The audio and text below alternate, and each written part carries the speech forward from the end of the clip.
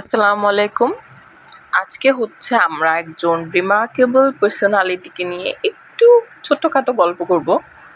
একটু ছোটখাটো গল্পের মাধ্যমে তার লাইফস্টাইল জানতে পারবো এবং তার লাইফস্টাইল কীভাবে আমাদেরকে ইন্সপায়ার করবে নিজেদের প্যাশন, নিজেদের প্রফেশনে লেগে থাকার জন্যে, সেসব জিনিসের প্রতি কানেক্টেড থাকার জন্যে হচ্ছে আমরা ম্যারি কিউরির লাইফস্টাইল নিয়ে একটু ছোট্ট করে পড়ব। এবং প্রত্যেকটা ফেমাস পার্সন বা প্রত্যেকটা ইন্সপায়ারিং পার্সনের লাইফস্টাইল জানা খুবই মজার একটা কাজ। এবং যখন হচ্ছে তার লাইফে অনেক ধরনের স্ট্রাগল থাকে, অনেক ধরনের বেঞ্চমার্কস বলেন, অনেক ধরনের বাউন্ডারিজ থাকে, সেগুলো ক্রস করে যখন তিনি ফাইনালি হচ্ছে লোকমুখে অনেক পরিচিত একটা নাম হয়ে যান এবং যখন হচ্ছে তিনি তার প্যাশনটা হ্যাপিলি, সাকসেসফুলি, পিসফুলি লিড করেন, সেই জিনিসটার থেকে হচ্ছে শান্তিময় আর কিছু নেই, বা সেই জিনিসটার থেকে মুগ্ধ, মানে সেই জিনিসটা অ্যাকচুয়ালি মুগ্ধতা ছড়ায়। তো আমরা হচ্ছে আজকে ম্যারি কিউরির লাইফস্টাইল নিয়ে পড়বো। সো ফার্স্টে হচ্ছে একটা জাস্ট অ্যানিমেটেড কার্টুন আছে, ওনার ফেসটা যতটুকু বোঝা যায় আর কি। সো ম্যারি কিউরির পাশে হচ্ছে একটা যে সিম্বলিক একটা সেন্টেন্স আছে যে she went her own way, যে তিনি তার নিজের একটা পথই তৈরি করে ফেলেছেন, এটা বলেছে। সো আমরা তার লাইফস্টাইল একটু আসি। ওকে, Marie Curie's remarkable journey to scientific acclaim was characterized by determination and a thirst for knowledge. তো ম্যারি কিউরির যেই রিমার্কেবল বা যেই অসাধারণ একটা যাত্রা ছিল টু সায়েন্টিফিক অ্যাক্লেম, যে বৈজ্ঞানিক হচ্ছে নিদর্শনের হচ্ছে যেই দুর্দান্ত একটা যাত্রা ছিল, সেটা হচ্ছে কিভাবে হচ্ছে তিনি অ্যাচিভ করেছেন, বা সেটা হচ্ছে তিনি পয়েন্ট আউট বা ক্যারেক্টারাইজ বা হচ্ছে সেটাকে তিনি সেগমেন্টাইজড কীভাবে করেছেন তার ডিটারমিনেশন বা অধ্যবসায় বলেন, বা তার জ্ঞান পিপাসু মনোভাবের কারণে, যে তার জ্ঞানের প্রতি যেই তৃষ্ণাটা ছিল, যে ক্ষুধাটা ছিল, সেটার কারণেই কিন্তু তিনি বৈজ্ঞানিক সেক্টরে হচ্ছে অনেক বড় একটা অবদান রেখেছেন। Living amidst poverty and political turmoil, তিনি হচ্ছে দারিদ্রতা এবং রাজনৈতিক দুর্দশাময় একটা সিনারিওর মধ্যে বসবাস করেছেন, কিন্তু সেটা করা সত্ত্বেও হার আনওয়েভারিং প্যাশন ফর লার্নিং, তার শেখার প্রতি কোনো বাউন্ডলেস যেই ইচ্ছেটা ছিল, সেটার কারণেই হচ্ছে, এবং her contributions to the fields of physics, সেটার কারণেই অ্যাকচুয়ালি তিনি একটা অবদান রাখতে পেরেছেন পদার্থবিজ্ঞানের পথে এবং কেমিস্ট্রি বা রসায়নের যাত্রায়, বা এই দুটো ফিল্ডে। So have made an ever lasting impact on the world of science, এবং যেটা বিজ্ঞানের পৃথিবীতে বা বিজ্ঞানের দুনিয়াতে হচ্ছে, যেটা হচ্ছে মানে অকল্পনীয় হচ্ছে একটা অবদান রেখেছে। ম্যারি কিউরির এই প্যাশন থেকে তার ফিজিক্স কেমিস্ট্রিতে তিনি যেই কন্ট্রিবিউশনটা বা যেই পথটা যেভাবে মসৃণ করে দিয়েছেন, সেই জিনিসটা হচ্ছে বিজ্ঞানের ওয়ার্ল্ডে একটা নাইসেস্ট ভূমিকা পালন করেছে। এখন হচ্ছে আমরা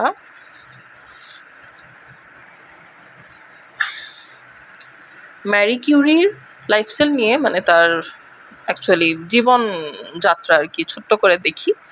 যে Marie Curie born as Maria Salomea Sklodowska, মানে তার নামটা ছিল অ্যাকচুয়ালি এটা, বাট তিনি ফেম পাওয়ার পর বা হচ্ছে তিনি মানুষের কাছে পরিচিতি পাওয়ার পর তার নামটা সবাই জানে হচ্ছে ম্যারি কিউরি হিসেবে। তার 1867 সালে জন্ম হয় ওয়ারসতে, পোল্যান্ডের। তার জন্মসাল এবং তার জন্মের স্থানটা এখানে বলা আছে। এরপর হচ্ছে faced immense challenges during her early life, মানে তিনি তার প্রারম্ভিক জীবনে অনেক মানে কাউন্টলেস বা হচ্ছে তিনি মানে অনেক মানে বিশাল হচ্ছে অনেক ধরনের অনেক ঝামেলা বলেন বাউন্ডারিজ বলেন ফেস করে এসেছেন ডিউ টু কারণগুলো হচ্ছে both her gender and her families financial struggles. তার পারিবারিক আর্থিক সমস্যার কারণ ছিল একটা, আর সেকেন্ড অফ অল তার জেন্ডার, তিনি একজন ফিমেল ছিলেন, সেটা ছিল আরেকটা প্রবলেম বা যেটা তার ক্যারিয়ারে একটু প্রবলেম ক্রিয়েট করেছে। সো এখানে যদি একটা জিনিস অ্যাড করি যে ফাইন্যান্সিয়াল স্ট্রাগলের কারণে অনেকেই হচ্ছে অনেক ধরনের ফাইন্যান্সিয়াল স্ট্রাগলের কারণে দেখা যায় যে অনেক ধরনের অপরচুনিটি থেকে মানুষ বঞ্চিত হয়, সেটা একটা অবভিয়াসলি অনেক বড় চ্যালেঞ্জ, বা সেটাকে উতরে নিয়ে হচ্ছে লেগে থাকা, প্যাশনেটলি পরিশ্রম করে যাওয়া এবং পরিশ্রম করে একটা কাজে যে ফাইন্যান্সিয়াল অ্যাডভান্টেজ পাওয়ার কারণে একটা কাজ যদি 2-3 বারেই সলভ হয়ে যায়, সেখানে হচ্ছে ফাইন্যান্সিয়াল ব্যারিয়ারের কারণে সেখানে হয়তো বা 5 থেকে 6 বার এফোর্ট দিতে হচ্ছে। সো সেই পরিশ্রমটা লাগিয়ে রাখা বা সেখানে আটকে থাকা এবং আটকে থেকে সেটা হচ্ছে একটা পার্মানেন্ট সেটার সলিউশন নিয়ে আসা বা একটা ফ্রুটফুল আউটকাম নিয়ে আসা, এটাই হচ্ছে অনেক বড় একটা ইন্সপিরেশন যেটা ম্যারি কিউরি করেছেন। এবং সেকেন্ড অফ অল তার আরেকটা ব্যারিয়ার ছিল তার জেন্ডার, তিনি ফিমেল ছিলেন, এটা একটা ব্যারিয়ার। সো আমাদের অবভিয়াসলি আমাদের সোসাইটাল কিছু হচ্ছে পয়েন্ট অফ ভিউস থেকে যদি বলি যে জেন্ডার অনেক বড় ইম্প্যাক্ট ফেলে, যে এখনও অনেক ট্যাবু আছে ফিমেলসদের বিষয়ে, বা শুধু ফিমেলস বলবো না, আমি অ্যাকচুয়ালি ম্যারি কিউরির বিষয় বলা হচ্ছে দেখে ফিমেলসটা আসছে যেহেতু তিনি ফিমেল, বাট আমার মনে হয় ফিমেল মেল দুজন মানে দুই ক্যাটেগরিকে নিয়ে আমাদের সোসাইটিতে অনেক ধরনের ট্যাবু আছে, যে ফিমেলরা অনেক ধরনের জবস করতে পারবে না, এটা একটা ট্যাবু। আর মেলদের ক্ষেত্রে যে মেলরা অনেক স্ট্রং হবে, কাঁদতে পারবে না, অনেক এরকম অনেক ধরনের আরও আমরা একটু রিসার্চ করলে একটু অ্যানালাইজ করলে আরও জানতে পারবো ফিমেল মেল সবাইকে নিয়ে। সো এসব ট্যাবু আসলে আমার মনে হয় যে প্রত্যেককে কাজের যদি একটা, যেমন অবভিয়াসলি কাউকে বেশি অ্যাডভান্টেজ দেওয়া উচিত না, তিনি ফিমেল হন বা মেল হন, সেক্ষেত্রে আমার মনে হয় যে এটা অনেক প্রফেশনালসদেরই মনে হয়, তাদের থেকে ইন্সপায়ার্ড হয়েই বলছি যে এটা আসলে হওয়া উচিত যে সব জায়গাতে একটা সিলেকশন প্রসেস থাকা উচিত এবং প্রত্যেকের যোগ্যতা প্রমাণ করতে দেওয়ার সুযোগ দেওয়া উচিত। তারপর সিলেকশনের রাইট অবভিয়াসলি অথরিটির বা সেই পার্টিকুলার রিক্রুইটার যিনি আছেন তার, কিন্তু যোগ্যতা প্রমাণ করতে দেওয়ার প্রত্যেকটা পার্সনকেই উচিত, তিনি ফিমেল হন আর মেল হন প্রত্যেককেই। তিনি ফিল্ড ওয়ার্ক পারবেন, তিনি কি মার্কেটিং পারবেন, কিংবা তিনি কি ম্যানেজিংয়ের কাজ পারবেন, বা তিনি কি অ্যাকাউন্ট্যান্ট হতে পারবেন, এই জিনিসগুলো তাকেই প্রুভ করতে দেওয়া উচিত যে তিনি যদি পরিশ্রম করে করে হচ্ছে একটা রেগুলেশনের মধ্যে থেকে যদি হ্যান্ডেল করে যদি খুব সুন্দর করে ইন্টারভিউ সেশনে প্রুভ করতে পারেন যে তিনি প্রত্যেকটা সেক্টরের বা প্রত্যেকটা কনসেপ্টের নলেজ রাখেন এবং তিনি প্রত্যেকটা কনসেপ্টে অবদান রেখেছেন, সেক্ষেত্রে অবভিয়াসলি তাকে সেই অপরচুনিটিটা দেওয়া উচিত, সেটা তার জেন্ডার দেখে কখনোই করা উচিত না। যাই হোক, তো এখন দেখি next line, her parents fervent Polish patriots. Okay, fervent একটা আননোন ওয়ার্ড, সো আমি পাশে লিখে রেখেছিলাম উৎসাহী, এটার মিনিং নতুন একটা ওয়ার্ড জানা হলো। সো তার পিতামাতা ছিলেন উৎসাহী পলিশ প্যাট্রিয়টস, মানে তারা পলিশ বা একদম সিস্টেম্যাটিক নিয়মকানুনের মধ্যে থাকা দেশপ্রেমিক ছিলেন তারা। স্যাক্রিফাইস দেয়ার ওয়েলথ, তাদের সম্পদকে স্যাক্রিফাইস বা হচ্ছে ছেড়ে দিয়েছেন, বা তাদের সম্পদ বঞ্চনা তারা ফেস করেছেন। কেন? কারণ in support of their homeland's fight, তাদের মাতৃভূমিকে সাপোর্ট করার জন্যে, মানে তাদের মাতৃভূমিতে যেই ফাইট বা যেই যুদ্ধ, ছোট বা বড় যে যুদ্ধটা ছিল, সেই যুদ্ধের সময়টাতে তাদের মাতৃভূমিকে সাপোর্ট করার জন্য তাদের সম্পদ বিসর্জন করেছিলেন তারা, ফর ইন্ডিপেন্ডেন্স, স্বাধীনতার জন্যে। এটা একটা স্বাধীনতা যুদ্ধ ছিল from Russian, Austrian and Persian rule. এই তিনটা দেশের হাত থেকে বা এই তিনটা দেশের রুলের হাত থেকে স্বাধীনতা পাওয়ানোর জন্যে তারা তাদের সম্পদ বিসর্জন করেছিলেন। ডেসপাইট দিজ হারশিপস, এই কষ্টগুলোর পাশাপাশি ম্যারির পিতামাতা হু ওয়ার এডুকেটার্স দেমসেলস, যারা স্বশিক্ষিত ছিলেন, নিজেরাই শিক্ষিত ছিলেন, instilled a deep love for learning and Polish culture in her. তারা তাদের সন্তান ম্যারি কিউরির মধ্যে শিক্ষার প্রতি গভীর ভালোবাসা এবং খুবই পলিশড বা খুবই স্মুথ একটা কালচারাল সেন্স ম্যারি কিউরির মধ্যে তারা জাস্ট ইনস্টিল বা তারা ঢুকিয়ে দিয়েছিলেন, যেটার কারণে ম্যারি কিউরি প্যাশনেট ফিল করেছেন এবং ম্যারি কিউরির সাকসেসের পেছনে তার বাবা মার অনেক বড় অবদান আছে। এখন লাস্ট যেই স্লাইডটা বলি বা প্রিন্টেড পেজটা বলি সেটাতে আসি যে তার কন্ট্রিবিউশনস অ্যাকচুয়ালি কোথায় কোথায় ছিল। সো ম্যারি কিউরির কন্ট্রিবিউশনস হচ্ছে Marie Curie's path to scientific greatness began when she arrived in Paris.